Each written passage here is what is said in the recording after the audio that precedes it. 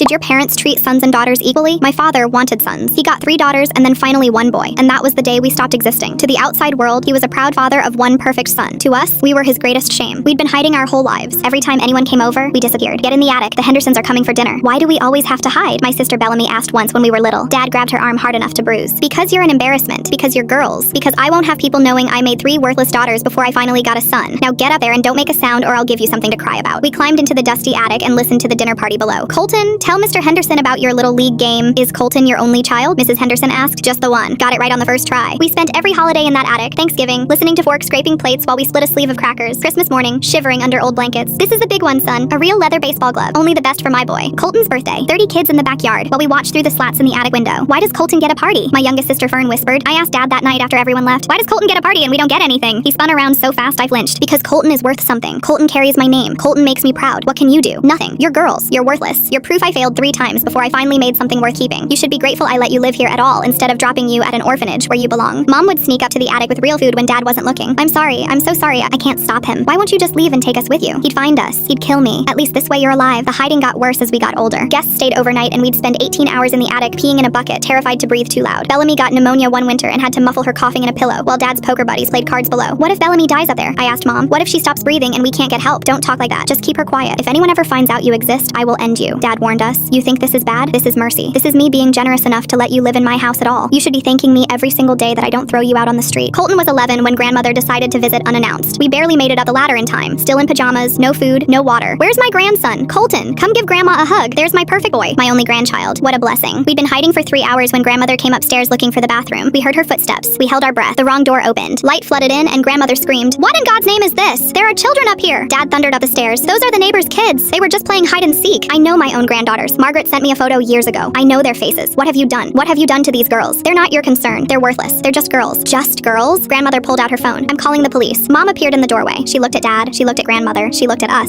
Something in her face shifted. You want to call the police? Go ahead. But first, let me tell him something about his precious legacy. What are you talking about, Margaret? Colton, your perfect son. Your only source of pride. The reason you've hidden your daughters in an attic for 11 years. What about Colton? He's not yours. The room went silent. What did you just say to me? I had an affair because you're cruel and pathetic and I wanted at least one child who wasn't terrorized by you. So I found someone kind, someone gentle, someone nothing like you. And Colton is his. Dad staggered like he'd been shot. You're lying. I have the DNA test. I've had it for years, waiting for the right moment, and here we are. No, he's my son. He's my legacy. He looks just like me. He looks nothing like you. You just see what you want to see because he's the only thing that ever made you feel like a man. But he was never yours. Not for one single day. Dad's whole world collapsed in front of us. His perfect son, his legacy, his name. The only child he'd ever loved, the reason he'd hidden 3 daughters for their entire childhoods, was never even his. Grandmother took all 4 of us that night. Dad tried to stop her from taking Colton and she looked him dead in the eyes. Why? He's not yours, remember?